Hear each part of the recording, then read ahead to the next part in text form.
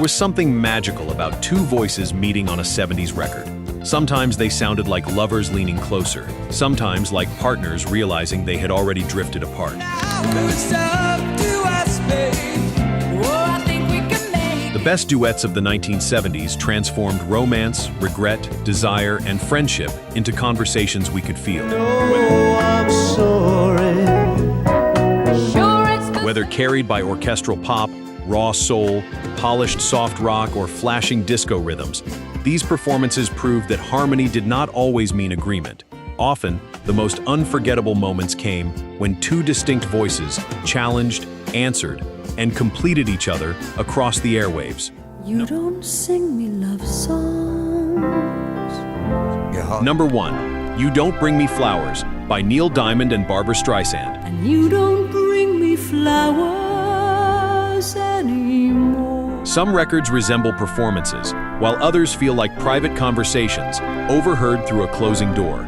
Neil Diamond and Barbra Streisand made this one sound like a marriage quietly confronting everything it had lost. You hardly talk to me anymore when I come through the... Both singers had previously recorded solo versions, but radio programmer Gary Guthrie spliced those recordings together, inspiring enough listener demand for an official duet.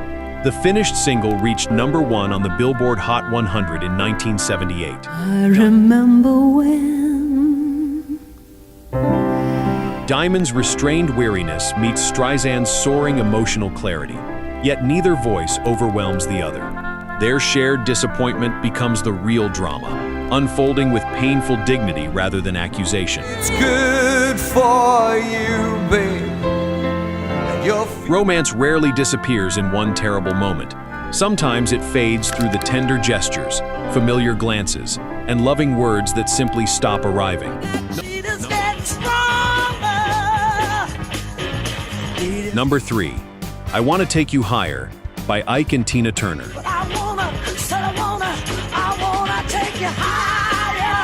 From its first surge of rhythm, this performance feels less like a studio recording than a revival meeting breaking loose. Ike and Tina Turner transformed Sly and the Family Stone's psychedelic funk anthem into something rougher, hotter,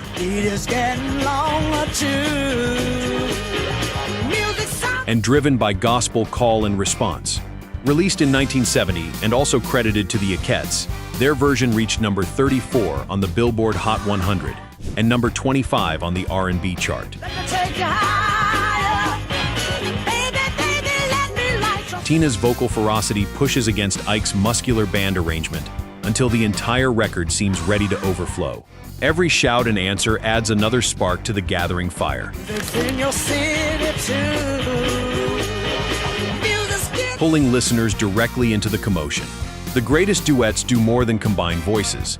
They generate a force that neither performer could possibly summon alone. You can rely on the old man's money. You can rely on the... Number 4, Rich Girl by Daryl Hall and John Oates. Rich girl, and you're going too far, 'cause you know it don't matter anyway. Mid-70s radio had a special glow when sharp observations arrived wrapped in polished blue-eyed soul. Daryl Hall based Rich Girl on the wealthy former boyfriend of his partner, Sarah Allen, It's a bitch girl, but it's gone too far, 'cause you know it don't matter anyway. changing the character into a woman because the phrase worked better musically. Released from Bigger Than Both of Us, it became Hall & Oates' first Billboard Hot 100 number 1 single in 1977. This is not a traditional call and response duet. Money, money won't get you too far, get you too far. Yet the partnership remains essential. Hall's commanding lead and Oates' musical presence create an identity neither man could fully claim alone. Some duos trade lines. Don't you know? Others build an entire world together. Are you enjoying this video? If you are, please hit the like button. I'd sincerely appreciate it. Baby, please don't take your love from me. Number 5, Heaven Knows by Donna Summer and Brooklyn Dreams. It's not the way it should be in heaven, no. By the closing years of the 70s, romantic longing had moved beneath mirrored lights and spinning disco balls. Heaven Knows paired Donna Summer with Joe Esposito of Brooklyn Dreams, their voices trading desire over a production shaped by Giorgio Moroder and Pete Bellotte. I am yours forevermore. Till eternal. The single reached number 4 on the Billboard Hot 100 in 1979. A fascinating alternate version appeared on Brooklyn Dreams' Sleepless Nights, reversing the vocal emphasis so Esposito carried more of the lead while Summer answered him. Silently. Listen to the words I say. That unusual exchange gave both performers a different place inside the same emotional story, almost like two perspectives on one restless romance. I'm not talking just for play. For play. Listen to me. Desire here never stands still. It races forward with the beat, reminding us that even uncertainty and heartbreak can keep dancing until morning. I used to jump my horse and ride. Number 6, A Cowboy's Work Is Never Done by Sonny and Cher. Girl seemed to just get in his way. There is something wonderfully theatrical about Sonny and Cher riding into this song like stars of their own imaginary western. Written by Sonny Bono and produced by Snuff Garrett, it reached number 8 on the Billboard Hot 100 in 1972 and became the duo's final American top 10 hit together. Their successful television show was also turning their contrasting personalities into weekly entertainment, Six gun at my side. I was making every musical exchange feel connected to their familiar teasing banter. Cher brings confidence and sparkle, while Sonny plays the determined dreamer beside her. some women cried. And I got Audiences could almost picture their knowing smiles between the lines. Beneath the playful arrangement lies a wistful idea about childhood heroes and disappearing fantasies. play. If I do everything Their chemistry reminds us that sometimes the relationship between the singers becomes the song's most memorable and enduring instrument. Number 7, Mockingbird by Carly Simon and James Taylor. This recording feels like a private joke shared at home after everyone else has left. Carly Simon and James Taylor then married, revived the 1963 Inez and Charlie Fox hit. Itself adapted from the traditional lullaby, Hush, Little Baby. Included on Simon's Hotcakes, their version reached number 5 on the Billboard Hot 100 in 1974. Their relaxed call and response preserves a warm, unguarded moment of companionship. Oh, by the way, I will be posting more videos like this, so please like, subscribe, and turn on the bell so you don't miss the next video. Okay, on to the next. Call it a day. Sorry that it had. Number 8, Too Much, Too Little, Too Late by Johnny Mathis and Denise Williams. Too much, too little, too late to lie again with you. The sadness here arrives with perfect manners, carried by two people who no longer need to raise their voices. Producer Jack Gold paired established crooner Johnny Mathis with rising soul singer Denise Williams, creating a contrast between velvet restraint It's over, the kicks are gone. and delicate emotional clarity. Released in 1978, the song topped Billboard's pop, R&B, and adult contemporary charts, giving Mathis his first major pop breakthrough in years. Its success led to another duet single, No reason to pretend we knew it had. and the collaborative album, That's What Friends Are For. Neither singer begs for reconciliation. They simply accept that the relationship has reached its final page. There is no villain, only recognition. So trying to hang on. Some breakups end with slammed doors, but this one closes softly, making the silence that follows feel even heavier and more final.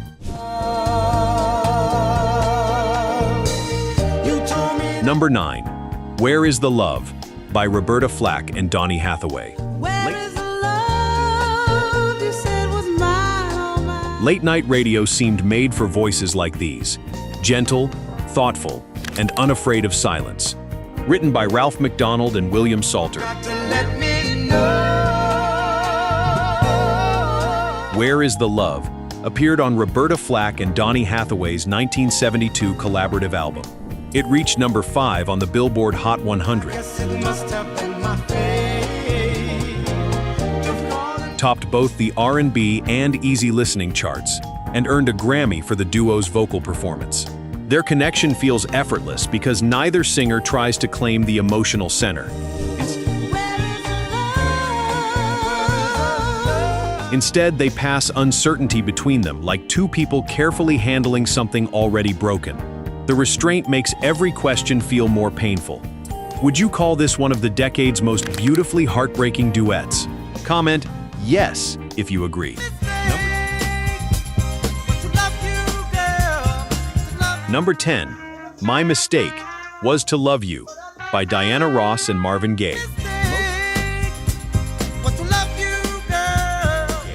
Motown rarely assembled a pairing with more star power than Diana Ross and Marvin Gaye. Recorded for their 1973 collaborative album Diana and Marvin, this regret-filled duet was written by Gloria Jones and Pam Sawyer and produced by Hal Davis. Released as a single in 1974, it reached the American Pop Top 20 and performed strongly on the R&B chart. Ross brings polished sorrow, while Gaye answers with a bruised vulnerability that makes the confession feel painfully personal. Their contrasting approaches suggest two former lovers reviewing the same relationship from opposite sides, each remembering a different version of the ending. Fame surrounds the recording, but loneliness sits at its center. Shared regret cannot repair a broken romance, yet it can briefly help two wounded voices understand each other. Number 11, Whenever I Call You Friend by Kenny Loggins and Stevie Nicks. There is a soft focus warmth to this record, like sunlight lingering over the final hours of a long summer afternoon. Kenny Loggins co-wrote it with Melissa Manchester, then invited Stevie Nicks to sing on his 1978 album Night Watch. Although Nicks was credited on the album, her name did not appear on the original single label, despite her unmistakable presence throughout the recording. The song reached number 5 on the Billboard Hot 100 and became Loggins' first major solo hit after leaving Loggins and Messina. His smooth clarity and her smoky mystery meet without sacrificing their separate identities,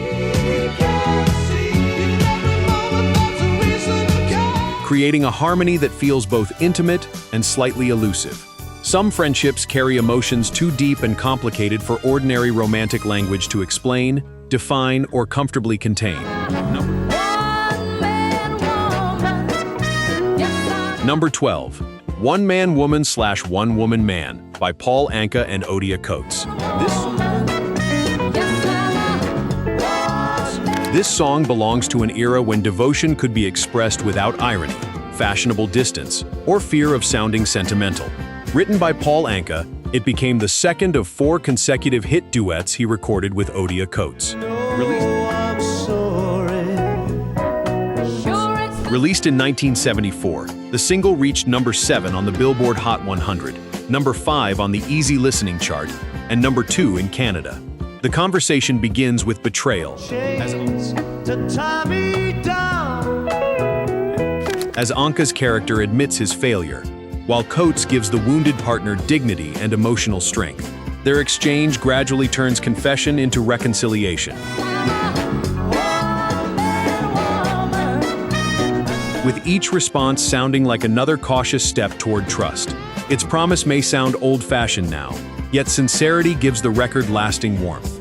Sometimes love survives because two imperfect people make the difficult decision to forgive.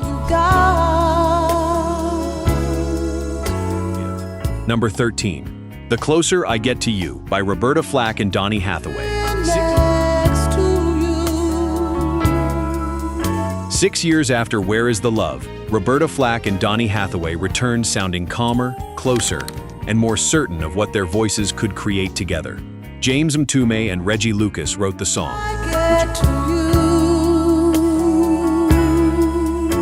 which appeared on Flack's 1977 album Blue Lights in the Basement. Released as a single the following year, it spent 2 weeks atop the Soul chart and climbed to number 2 on the Billboard Hot 100. Could never be more than friends, and all the while. Unlike their earlier duet about affection slipping away, this performance captures intimacy slowly taking root. Neither singer rushes the emotion. They allow trust to unfold naturally, leaving space for every tender hesitation. True closeness rarely announces itself with grand gestures. It grows quietly, patiently, and steadily until distance no longer feels possible. Number 14, Uncle Albert / Admiral Halsey by Paul and Linda McCartney. Few records capture the homemade imagination of the early 70s quite like this wonderfully eccentric musical journey. Paul and Linda McCartney assembled the song from several unfinished fragments during the making of Ram. While George Martin supplied its orchestral arrangement, engineer Eirik Wangberg created the memorable storm effects from a monaural film soundtrack, and Linda recorded vocals during her first experience inside a professional studio.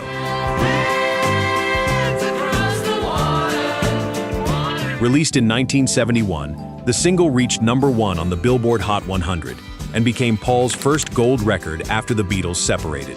Their harmonies are not conventionally perfect, and that is precisely their charm. Music made between two people who genuinely enjoy each other can transform imperfection into intimacy, character, and warmth. Number 15, Don't Go Breaking My Heart by Elton John and Kiki D. From the first playful exchange, this record feels like two friends discovering that happiness can be every bit as dramatic as heartbreak.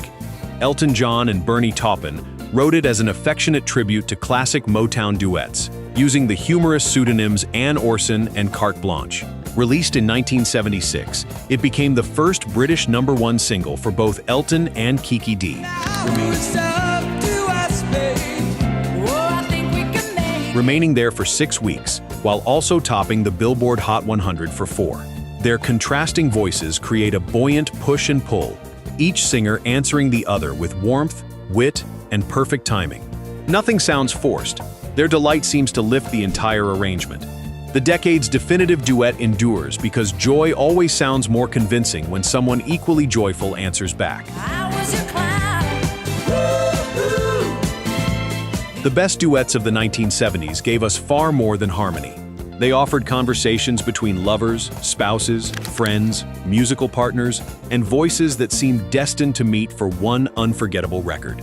Some celebrated attraction, while others captured regret, forgiveness, distance, or the quiet comfort of growing closer. What makes these performances endure is the feeling that we are hearing two emotional truths at once. One singer may be reaching forward, while the other hesitates. One may offer reassurance, while the other still carries doubt.